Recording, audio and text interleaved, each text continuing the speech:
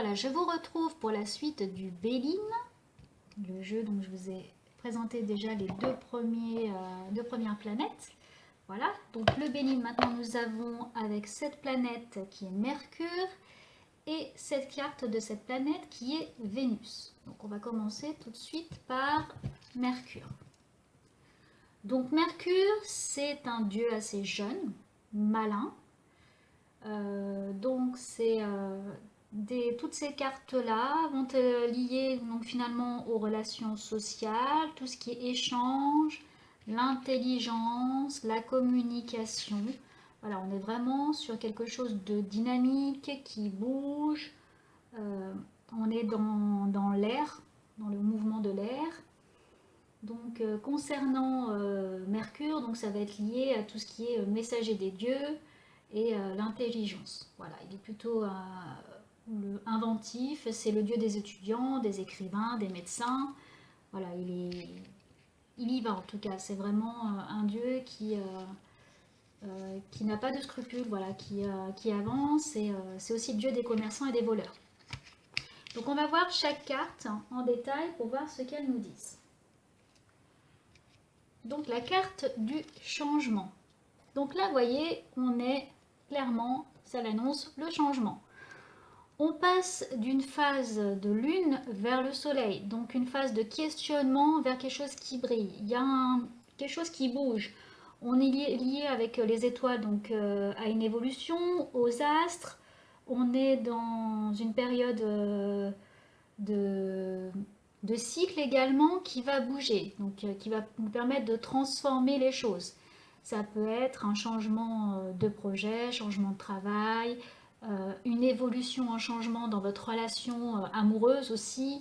Niveau santé, c'est plutôt une transition de guérison. Voilà, on passe là dans une période donnée, donc c'est lié à une notion de temps. On passe là vraiment sur quelque chose qui change et qui bouge en tout cas. Ensuite, l'argent. Donc l'argent ici qui représente une corne d'abondance. Donc ça peut être concrètement une carte qui va parler d'argent, c'est-à-dire d'argent vraiment monétaire, hein, de richesse au niveau de l'argent. Mais ça peut être également, au-delà des gains et des biens, ça va être aussi au niveau de l'abondance de l'amour, par exemple. Voilà, il y a une richesse de sentiments, d'émotions. Ça peut être lié, voilà, à des choses qui se déversent. Vous voyez, on voit la corne ici qui se déverse ici. Donc, on voit un flux finalement. Moi, c'est les mots que je mets, hein. Après, il faudrait voir les cartes autour, mais de quelque chose voilà, qui est détenu et qui finalement va se déverser. Donc on est sur le cours d'eau qui continue. Donc vous voyez, l'argent, c'est pas uniquement l'argent, le gain financier, mais ça peut être aussi lié à nos ressources, par exemple. Nos ressources intérieures qui nous permettent d'avancer sur des choses. Alors, ensuite, là, nous sommes avec l'intelligence. L'intelligence, un livre ouvert avec un chandelier ici qui est allumé à 1, 2, 3, 4, 5, 6, 7. Donc le 7, le numéro lié à tout ce qui est les dieux, divination. Donc on est au niveau du savoir, la connaissance.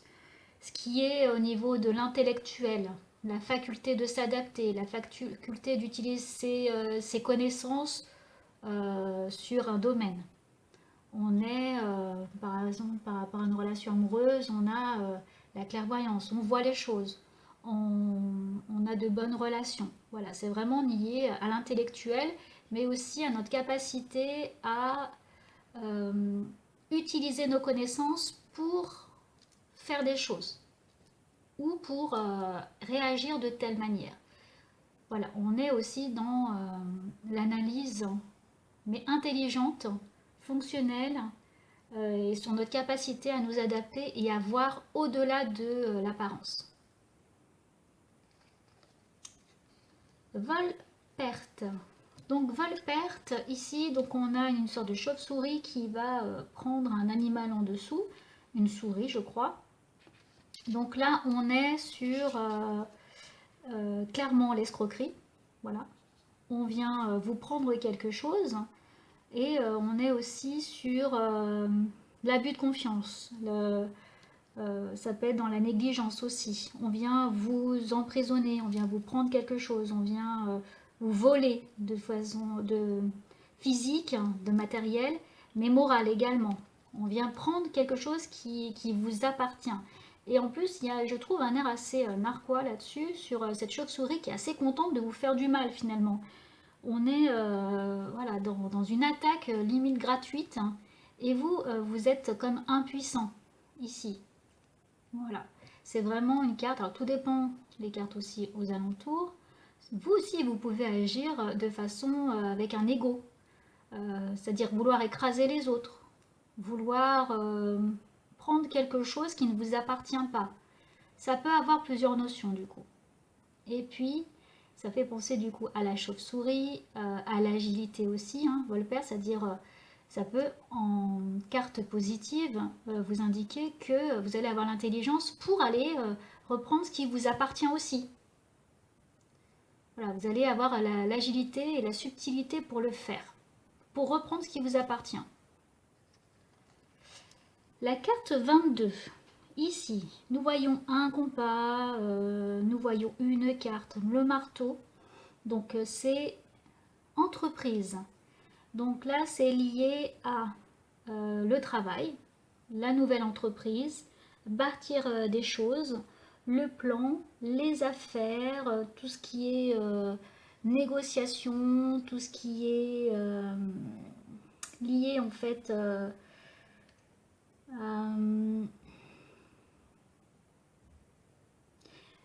à ce que vous allez entreprendre, vraiment. Entreprise, entreprendre, à ce que vous mettez en place, comment vous le faites. Voilà, vous pouvez dans un nouveau projet ou au niveau du travail ou un projet personnel. Ça peut être au niveau également dans une relation sentimentale, bah, le début de quelque chose. Vous allez construire quelque chose à deux. Vous voyez, c'est des mots construire, entreprendre, faire des plans, commencer, analyser, dater. Voilà, c'est vraiment une carte d'action plutôt et liée à l'ouverture sur quelque chose.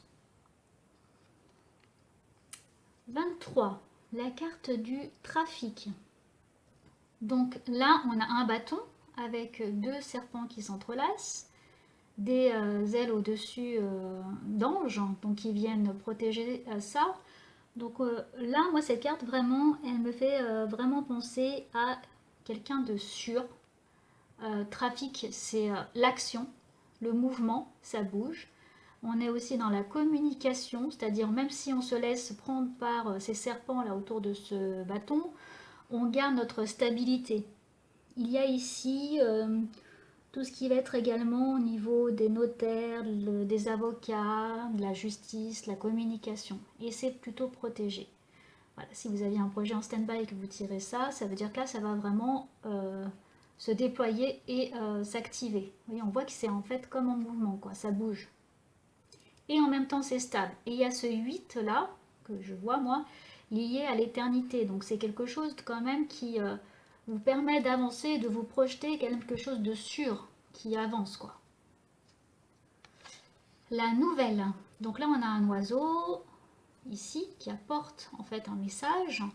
Vous avez aussi comme une étoile filante, donc comme une providence divine finalement avec cette croix. Donc là, on est, bah, comme le nom l'indique, la nouvelle. Donc c'est une comète, en fait, un message. Ça peut être quelque chose qui comme tombe du ciel, une nouvelle que vous attendiez pas, inattendue. Vous voyez, quelque chose qui tombe du ciel, qui vous arrive comme ça. Donc ça peut être une nouvelle rencontre, ça peut être une information, une communication. Ça peut être aussi, vous attendez des nouvelles, vous allez recevoir par toutes sortes d'écrits, de communication, téléphone, mail, courrier, voilà, c'est tout, tous les moyens de communication, vous allez les avoir en tout cas. Donc c'est clairement la communication, la nouvelle, inattendue ou attendue. Voilà pour ce premier tas, donc lié à Mercure. Nous avons ensuite cette carte autour donc de la planète de Vénus.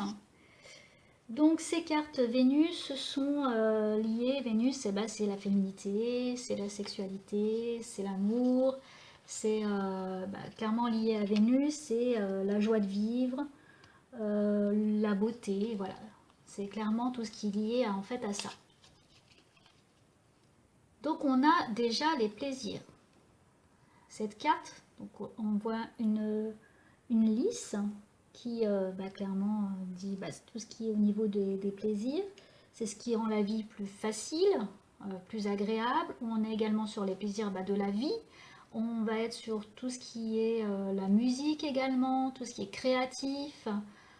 Ça peut reprendre donc différentes formes de choses, c'est-à-dire ça va être les rencontres, l'ornement, les bijoux également, ça peut être les parures, ça peut être les habits. Voilà, ça peut être vraiment très large au niveau des plaisirs et c'est en général. Alors la paix. On retrouve ici, donc on a une hache ici, hein, donc dans une sorte de tonneau avec ici du laurier. Donc ça peut être après la guerre, la sérénité. Vous voyez, tout à l'heure on avait dans d'autres planètes la réussite. Donc là, ça va être par exemple après une période difficile, vous retrouvez la paix. Donc ça va être tout ce qui va être lié à l'harmonie, l'apaisement, l'entente également, avec cette hache qui est finalement posée. Donc on est dans une période plutôt de sérénité retrouvée. L'union. Donc là, on est avec deux cœurs hein, qui sont autour d'un feu, hein, vraiment qui brûlent. Donc l'union, ça va être les noces, la liaison, l'association aussi. Donc avec l'union, on peut par exemple dans une entreprise s'associer avec quelqu'un. Ça va être les flammes jumelles aussi, retrouver sa moitié, retrouver sa flamme jumelle. Si vous êtes donc en couple, vraiment, eh bien, ça va être se retrouver, s'unir, peut-être un mariage. Voilà, ça peut prendre différentes formes. Ça peut être aussi au niveau de cette carte, euh, être dévoué à quelqu'un, être vraiment en osmose avec quelqu'un d'autre. Alors, la famille, avec cette carte, donc on voit ici une sorte de poule avec des petits poussins. Donc clairement, c'est tout ce qui est lié à la famille. On est dans les liens de parenté, on est dans... Ça peut être dans un groupe, ça peut être dans une association avec d'autres personnes aussi. Donc ça peut être dans le foyer de la famille, mais aussi également avec la société. Voilà, là on est dans le rassemblement, en tout cas. Ensuite, ici, on a deux cœurs avec un oiseau entouré donc d'une belle couronne de fleurs. On est dans l'amour. Bon, ben, clairement, c'est l'amour, l'amour avec un grand A, voilà, avec les deux cœurs. Donc deux cœurs qui brûlent, hein. Vraiment, voilà, il y a vraiment l'amour, la passion, enfin l'affection. Vous pouvez, par exemple, sur un projet, c'est votre projet de cœur, vraiment quelque chose qui vous tient à cœur, quelque chose que vous sortez des tripes, ça peut être le chakra du cœur, voilà. Dans un couple, c'est l'amour inconditionnel, je dirais. Voilà, c'est tout ce qui est lié à l'amour. La table. Donc la table avec une amphore ici. Donc on va être dans le rassemblement. Mais ça peut être à table un dîner, ça peut être se retrouver, une invitation, une fête.